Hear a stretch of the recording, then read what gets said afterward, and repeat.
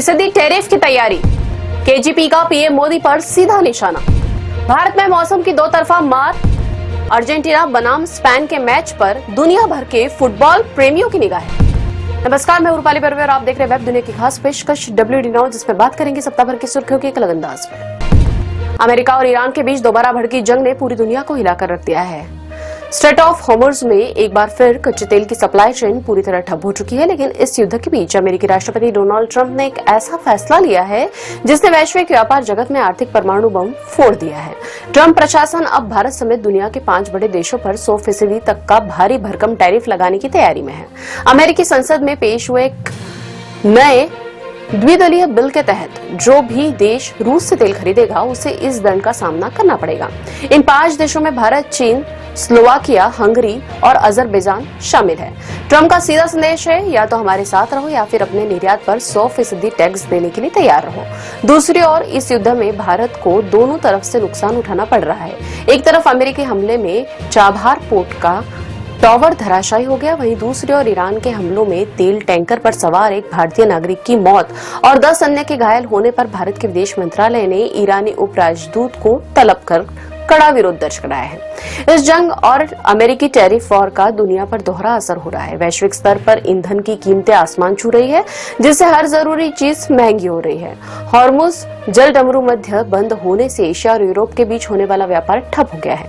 वैश्विक बाजारों में मंदी का डर है। भारत भी इस चक्रव्यूह में सबसे नाजुक मोड़ पर खड़ा है। भारत अपनी जरूरत का 80% से अधिक तेल आयात करता है।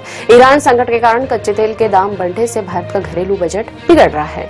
भारत अमेरिका को अरबों डॉलर का सामान निर्यात करता है। अगर यह 100% टैरिफ बिल पास हो गया तो भारतीय कपड़ा, IT और इंजीनियरिंग सेक्टर को भारी नुकसान होगा। भारत ने हमेशा रूस से सस्ता तेल खरीदने के अपने अधिकार का बचाव किया है। अब देखना यह है कि भारत अपने मित्र रूस और रणनीतिक साझेदार अमेरिका के बीच इस टकराव को कैसे संभालता है। भू राजनीति का यह खेल अब बेहद खतरनाक हो चुका है। तो क्या ट्रंप का यह सख्त कदम रूस और ईरान को झुका पाएगा, या यह वैश्विक अर्थव्यवस्था को पूरी तरह से मंदी के गर्त में धकेल देगा? बड़ा सवाल यह भी है कि क्या भारत को अमेरिका के इस दबाव के आगे झुकना चाहिए या अपने हितों को सर्वोपरि रखना चाहिए? हालांकि इन परिस्थितियों में भारत सरकार का रुख क्या होगा और इसका देश पर क्या असर होगा, यह आने वाले वक्त में ही पता चल पाएगा। नीट पेपर लीक मामले को लेकर केंद्रीय शिक्षा मंत्री धर्मेंद्र प्रधान के इस्तीफे की मांग कर रही कॉकरोच जनता पार्टी यानी कि CJP ने अब आर पार की जंग छेड़ दी है। धर्मेंद्र प्रधान के बाद अब इस विरोध प्रदर्शन की आज सीधे देश के प्रधानमंत्री नरेंद्र मोदी तक पहुंच चुकी है। CJP ने अब सीधे PM मोदी पर निशाना साधा है और उनसे सीधे इस्तीफे की मांग कर दी। दरअसल मई में हुए नीट UG परीक्षा में बड़े पैमाने पर धांधली और पेपर लीक के आरोप लगे थे, जिसमें लाखों छात्रों का भविष्य दांव पर लग गया। इसी के विरोध में सोनम वांगचुक और CJP के कार्यकर्ताओं ने छात्रों के हक के लिए जंतर मंतर पर मोर्चा खोल रखा है। भूख हड़ताल के कारण वांगचुक का वजन करीब 20% तक गिर चुका था, जिसके बाद पुलिस ने मेडिकल रिपोर्ट का हवाला देकर वांगचुक को धरना स्थल से उठाकर सफदरजंग अस्पताल में शिफ्ट किया। वांगचुक के वहां से हटने के बाद CJP नेता दीपके ने मोर्चा संभाल लिया है। इसके साथ ही पार्टी ने 20 जुलाई को संसद मार्च का ऐलान किया है। अब देखना यह है कि आंदोलन आगे क्या मोड़ लेता है। हालांकि इस पूरे मामले में लोग सरकार की चुप्पी पर सवाल उठा रहे हैं। एक तरफ फ्रांस, इटली, जर्मनी, ब्रिटेन समेत दुनिया के कई देश गर्मी से परेशान है, तो दूसरी ओर भारत मानसून की सुस्ती से परेशान है। जून मानसून की कमी के बाद जुलाई में थोड़ा सुधर रहा है, लेकिन पूरे देश में बारिश आसमान रहेगी। कहीं नदियां उफान पर है तो कहीं अब भी आसमान सूखा है। बीते सप्ताह छत्तीसगढ़, ओडिशा, मध्य प्रदेश और विदर्भ के कई स्थानों पर लो प्रेशर सिस्टम के कारण मूसलाधार बारिश हुई, जिससे बाढ़ जैसे हालात बन गए। हिमाचल, उत्तराखंड और जम्मू कश्मीर जैसे पहाड़ी राज्यों में भारी बारिश से नदियां उफान पर रही और भूस्खलन हुआ। वहीं सिक्किम, असम और पश्चिम बंगाल में 7 से 20 सेंटीमीटर तक की रिकॉर्ड बारिश ने जल भराव का संकट खड़ा कर दिया। मुंबई समेत कोकण, गोवा और गुजरात में अच्छी बारिश रही, लेकिन दक्षिण भारत के आंतरिक हिस्सों तमिलनाडु, तेलंगाना में अभी भी सूखे जैसे हालात है। अब बात करते हैं आने वाले हफ्ते की। मौसम विभाग के मुताबिक 18 से 24 जुलाई के बीच मानसून की रफ्तार थोड़ी सुस्त पड़ सकती है। देश के अधिकांश हिस्सों में बारिश सामान्य से थोड़ी कम रहेगी। पंजाब, हरियाणा, दिल्ली और राजस्थान में बारिश में कमी आएगी और तापमान सामान्य से 1.6 से 3 डिग्री तक बढ़ सकता है, यानी कि उमस वाली गर्मी सताएगी। हालांकि हिमाचल और उत्तराखंड के पहाड़ों में भारी बारिश और लैंडस्लाइड का खतरा बना रहेगा।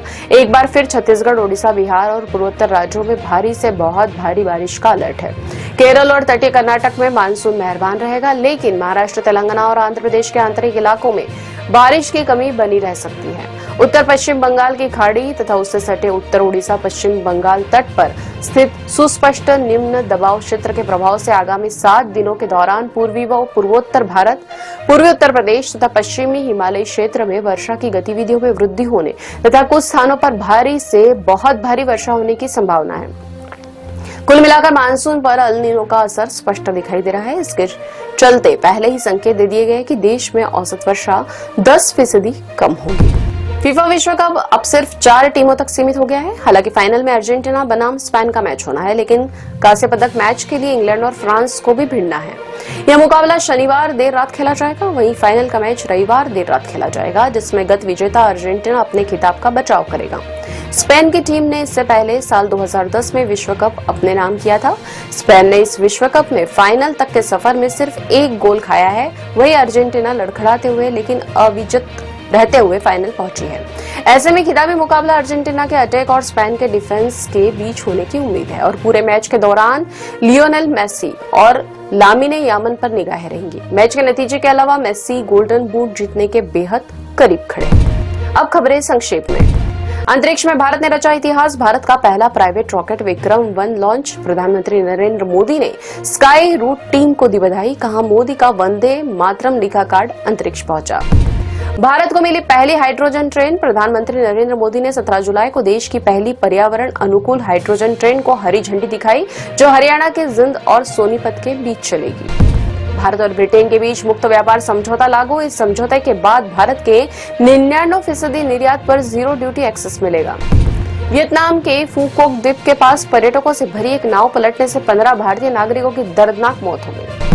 म्यांमार के तट के पास शरणार्थियों से भरी 2 नावें डूबने से सैकड़ों लोगों के मरने और लापता होने की खबर। रेलवे में पेट्रोल चोरी का खुलासा। एक आरटीआई के जवाब में चौंकाने वाला खुलासा हुआ कि भारतीय रेलवे के एसी कोच से पिछले 4 वर्षों में लगभग 1.27 करोड़ बेडशीट, तकिए और कंबल चोरी हुए, जिससे करोड़ों का नुकसान हुआ। यूपी के वाराणसी में 25,486 करोड़ के 2 एलिवेटेड हाईवे धार्मिक पर्यटन और ट्रैफिक जाम से निपटने के लिए वाराणसी में गंगा और वरुणा नदियों के किनारे 2 विशाल एलिवेटेड हाईवे बनाने को केंद्रीय कैबिनेट ने दी मंजूरी। ईपीएफओ ने रिकॉर्ड समय में क्रेडिट किया ब्याज। कर्मचारी भविष्य निधि संगठन ने इतिहास में पहली बार 15 जुलाई तक अपने लगभग 35 करोड़ सदस्यों के खातों में ब्याज का पैसा ट्रांसफर कर दिया। सिनर बने लगातार दूसरी बार विंबलडन चैंपियन। दुनिया के नंबर 1 टेनिस खिलाड़ी सिनर ने अलेक्जेंडर ज्वेरेव को हराकर पुरुष एकल खिताब अपने नाम किया। ये थी वेब दुनिया की खास पेशकश WD नाउ। अगले सप्ताह की सुर्खियों के साथ फिर नजर आएंगे। तब तक के लिए नमस्कार।